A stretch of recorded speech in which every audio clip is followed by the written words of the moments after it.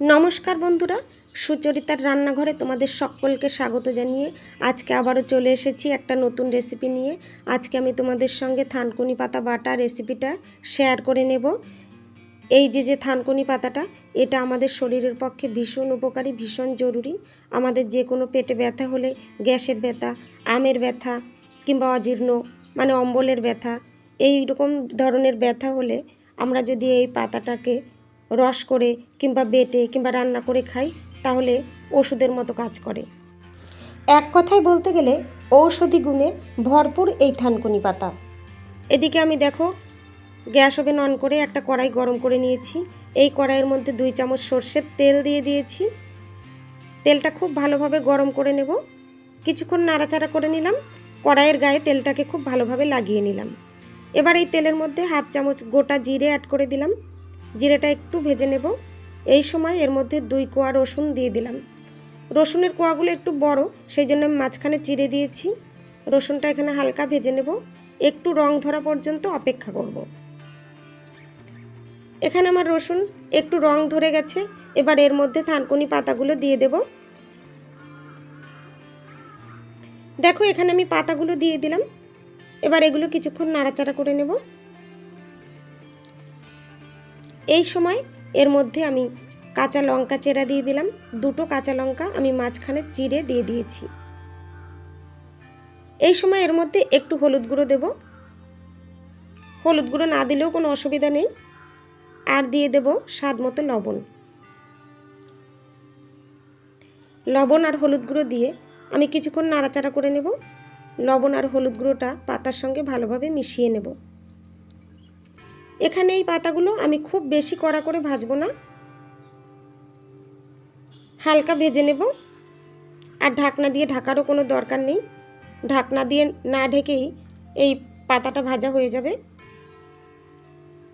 এখানে আমি low to medium ফ্লেমে 5-6 মিনিটের মতো পাতাগুলো ভেজে নেব।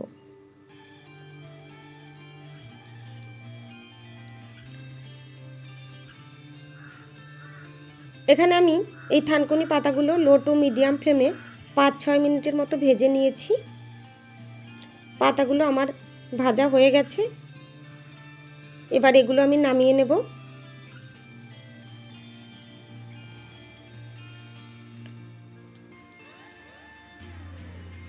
দেখো বন্ধুরা, এখানে আমি এই খুন্তি দিয়ে পাতাগুলো নামিয়ে নিচ্ছি। একটা শিল আমি রেখে দিয়েছি, এই শিলের ওপরেই পাতাগুলো নামিয়ে নিলাম। আমি এই শিলেই এই থানকুনি পাতাটা বেটে নেব। তোমরা এই শিলে না বেটে মিক্সিং বলেও বেটে নিতে পারো, তাতে কোনো অসুবিধা নেই। কিন্তু আমার কাছে মনে হয় এই শিলে বাটলে একটু বেশি ভালো লাগে,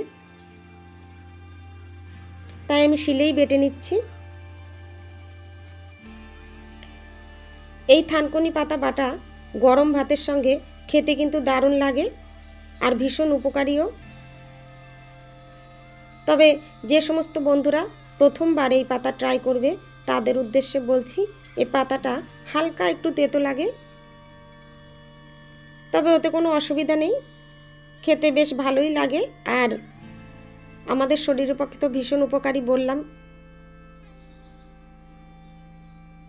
অনেক সময় আমাদের কোথাও কেটে গেলে এই থানকুনি পাতার রস লাগিয়ে দিলে তাতে অনেকটা উপকার হয়, অনেক ভালো হয়।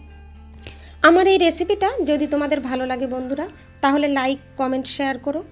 আর ইউটিউব চ্যানেল থেকে যে সমস্ত নতুন বন্ধুরা আমার এই রেসিপিটা দেখছো, তাদের কাছে অনুরোধ রইল আমার চ্যানেলটা সাবস্ক্রাইব করে পাশে থাকা বেল বাটনটা প্রেস করে রাখার জন্য।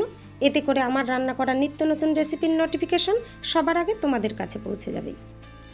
ফেসবুক পেজ থেকে যে সমস্ত নতুন বন্ধুরা আমার এই রেসিপিটা দেখছো, তাদের কাছে অনুরোধ রইল আমার ফেসবুক পেজটাকে ফলো করে আমার সাথে থেকে যাবার জন্য। দেখো বন্ধুরা, এখানে আমার থানকুনি পাতাটা বাটা একদম রেডি হয়ে গেছে। এবার এটা আমি এক জায়গায় করে নেব।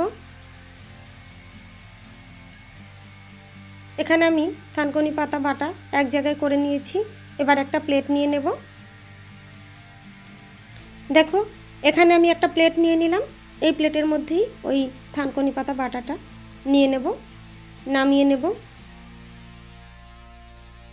থানকুনি পাতা বাটা আমার একদম রেডি হয়ে গেছে। এবার এটা আমি পরিবেশন করে দিলাম। অনেক ধন্যবাদ বন্ধুরা, আমার এই ভিডিওটা শেষ পর্যন্ত দেখার জন্য, আমার পাশে থাকার জন্য। আজকের মতো এখানেই শেষ করছি। আবার চলে আসবো তোমাদের কাছে অন্য আর একটা নতুন রেসিপি নিয়ে। ততক্ষণের জন্য তোমরা সবাই ভালো থেকো, সুস্থ থেকো।